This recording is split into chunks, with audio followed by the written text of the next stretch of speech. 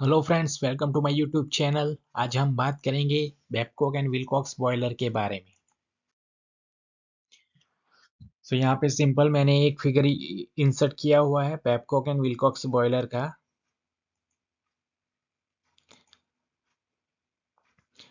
This boiler is use when pressure is above 25 bar. Generally Babcock and Wilcox boiler high pressure boiler consider किया जाता है, यानी कि उसका जो प्रेशर है वो अबव 25 बार होगा, right. It is used to operate high pressure boiler, right? That's why it is called high pressure boiler. यहाँ पे मैंने एक इमेज इंसर्ट किया हुआ है, आप देख सकते हैं हाई प्रेशर बॉयलर के बारे में। ये जो है, ये क्या है? सेल है, बॉयलर का सेल है, राइट। ये जो इंक्लाइन ट्यूब देख रहे हैं, ये क्या है? वाटर ट्यूब, जिसमें से वाटर पास होगा, राइट। इसके लिए ये वाटर की ट्यूब है जो भी इंक्लाइन है। ये जो आप देख रहे हैं वो क्या है? Super heater. सुपर हीटर क्या है? वो basically it is a one type of accessories है। सुपर हीटर में क्या होता है? जो भी हम इसमें से स्टीम प्रोड्यूस करेंगे, वो स्टीम को सुपर हीटर में से पास करेंगे। सुपर हीटर का बेसिक फंक्शन क्या है कि इसमें से जो भी स्टीम पास हो रहा है ना, उसका टेम्परेचर बढ़ा देगा super heater. That's why it is called super heater, जो कि एक प्रकार की एसेसरीज है, राइट। अब हम बात करेंगे characteristics of Babcock and Wilcox boiler के बारे में। First one, horizontal boiler.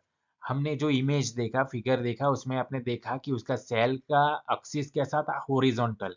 That's why it is called horizontal boiler.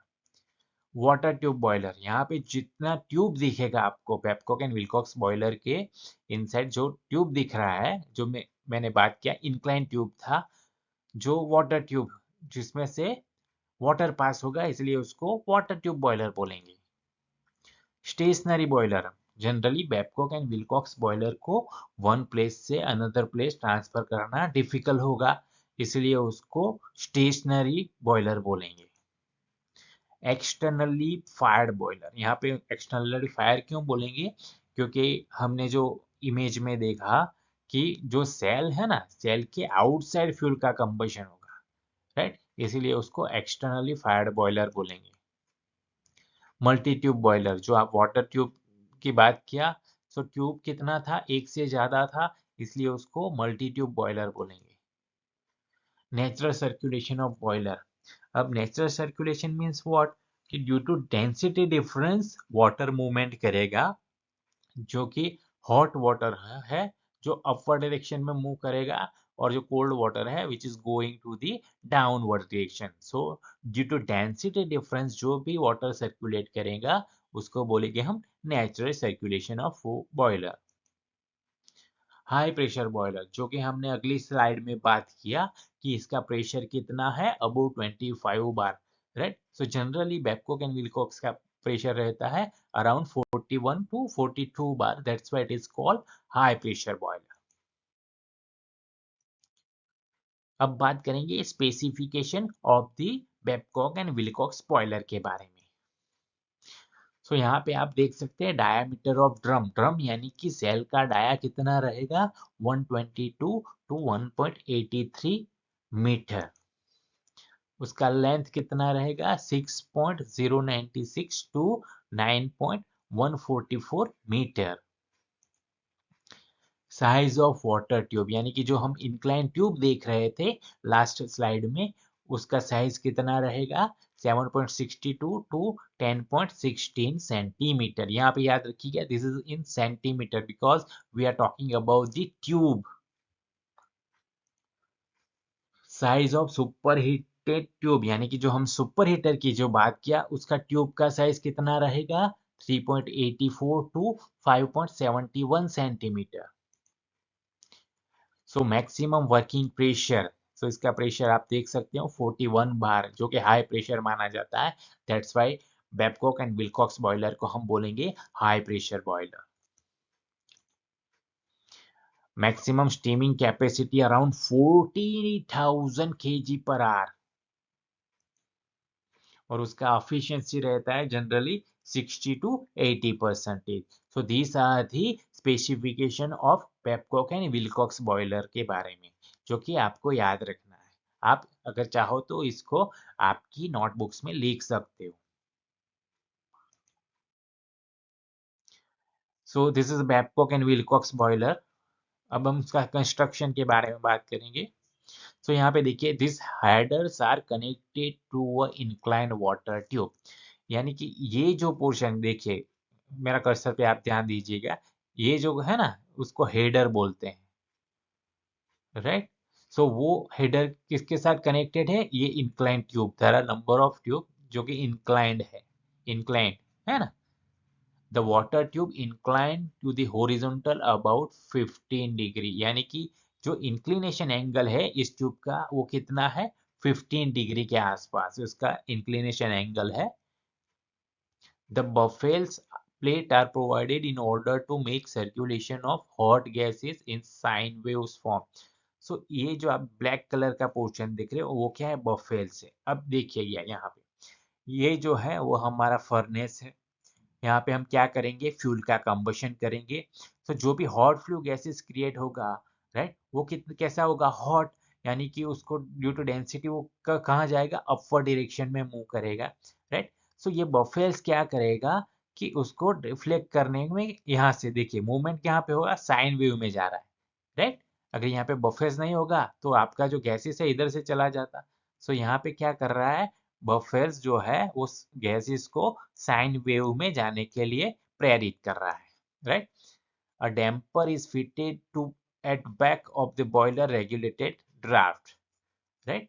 सो यहाँ पे एक डैम्पर रखा हुआ है। सो ये जो गैसेस यहाँ से साइन वेव में जा रहे हैं ना, बाद में with the help of damper उसको एडजस्ट करके उसको चिमनी में से हम बाहर निकाल देंगे, right. So this is basic construction, right.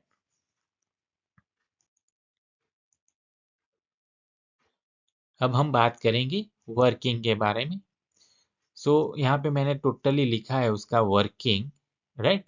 So working, the damper control the flow of air into the furnace. So damper किसके लिए था, जो भी एयर का जो मूवमेंट था ना, जो लास्ट में हम उसको गैसेस को चिमनी के थ्रू बाहर निकालने के लिए। Water is heated by hot gases coming from the furnace. So water तो बेसिकली किससे हॉट होगा, जो भी फर्नेस में से हॉट गैसेस आएगा उससे वाटर हीट होगा, राइट।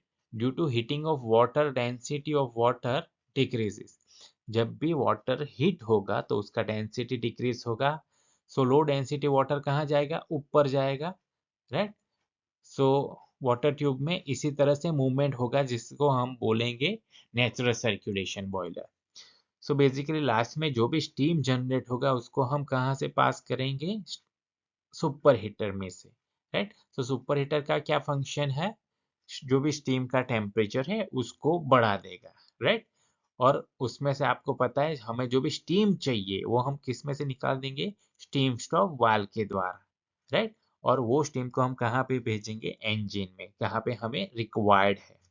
लास्ट में आपको पता है कि वाटर के इनसाइड क्या रहता है, इम्प्योरिटीज रहता है। तो वो इम्प्योरिटीज को हम रिमूव किससे करेंगे, with the help of blow off cock, उसको हम मड होल भी बोल सकते हैं। So this is the basic working of Babcock and Wilcox boiler. अब बात करेंगे एडवांटेजेस ऑफ द बॉयलर के बारे में। So it uses both solid as well as liquid fuel for burning, right. Both use हम यूज कर सकते हैं, लेकिन generally we are using coal as a solid fuel.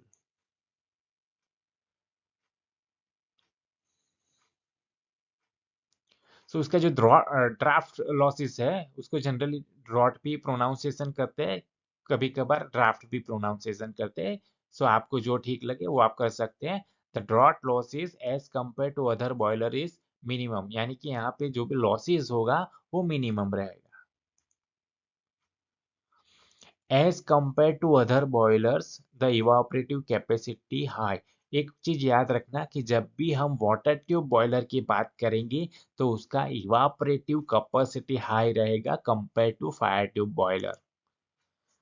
The circulation of water natural, यानी कि नेचुरली सर्कुलेशन होगा। आपको पता है जब भी वाटर को हम हीट देंगे, वाटर क्या होगा, गर्म होगा, तो उसका डेंसिटी डाउन हो जाएगा, तो अपवर्ड डायरेक्शन में मूव करेगा।